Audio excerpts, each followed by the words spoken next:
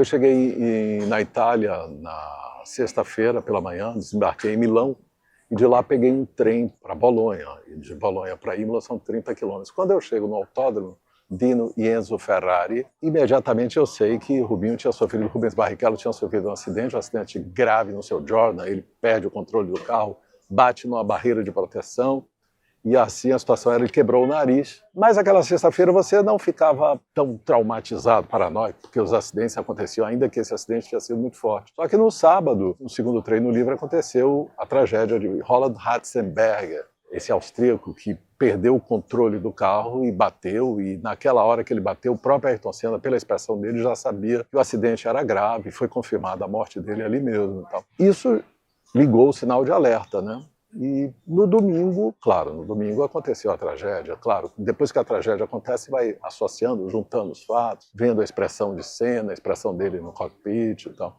Foi terrível, porque quando houve um impacto, aquela curva Tamburello era uma curva de muitos acidentes, Piquet já tinha sofrido acidente, Patrese. No primeiro momento se achava que nada, mas quando você viu Senna sendo retirado, a posição do corpo dele, você viu que era algo muito grave, muito grave, a situação, o helicóptero e tal. Lá pelas 4 da tarde, mais ou menos, eu estava no saguão do hotel, na época não tinha celular, poucos usavam celulares, eu lembro só quem tinha celular era o repórter da Globo, e aí a médica responsável pelo caso foi anunciar a morte aos jornalistas e tal, e eu estava perto, e tinha um telefone público do lado.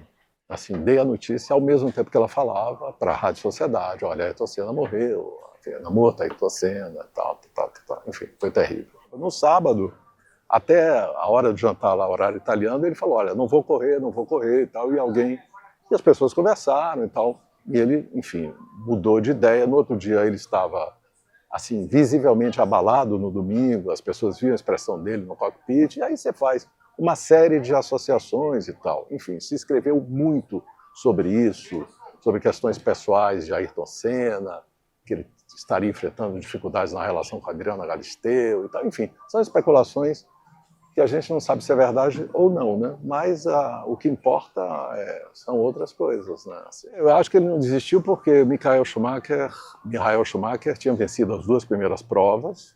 O carro da Williams era o melhor carro, assim, naquele momento, só até o ano anterior, com Prost, com Mansell, e anteriormente também.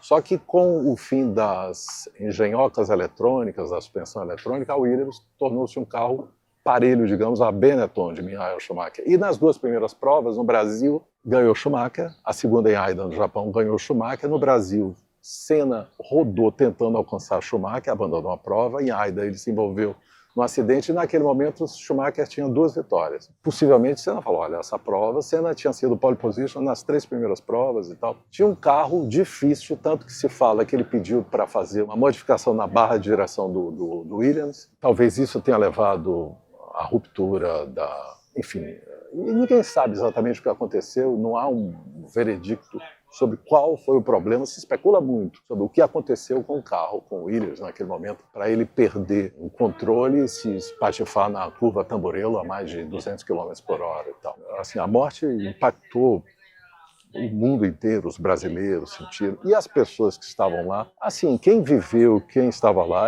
foi impossível. Eu, por exemplo, eu lembro que quando eu fui para o Hospital Maggiore, assim, à tarde, que era tarde na Itália, eu fiquei lá até 10 da noite. E aí depois eu voltei para o hotel, era em Bolonha, e dormi, assim, seguido. Só acordei 1 da tarde com o hotel batendo na minha porta, que estranhou. E ali, no outro dia, 1 da tarde, que a ficha caiu. Eu digo, Senna morreu. Era uma coisa, era impensável. Aí veio, as lágrimas vieram e tal. É impossível pensar isso. Os 30 anos voaram, claro. Parece que foi ontem. Senna é um ícone mundial, assim. Quando você abre o YouTube hoje, você vê centenas, milhares de vídeos, de falas, pessoas que escrevem documentários, enfim. Esse piloto, eu acho que foi o piloto que mais impactou na história. Mais do que Schumacher, mais do que Fangio, mais do que Piquet, do que Prost, Ayrton Senna. Até porque a tragédia acaba ajudando. Você morre na pista. O herói morreu na pista. Isso o torna imortal e tal.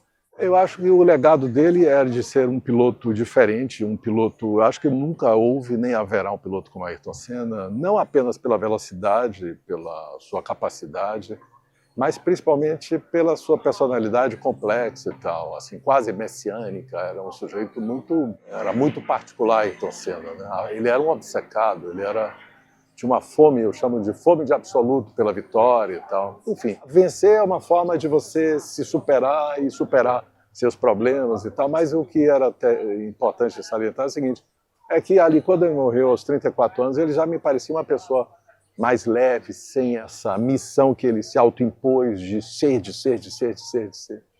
E ele já estava mais light e tal, e talvez ele fosse outro piloto, menos, digamos assim, agressivo, ninguém sabe.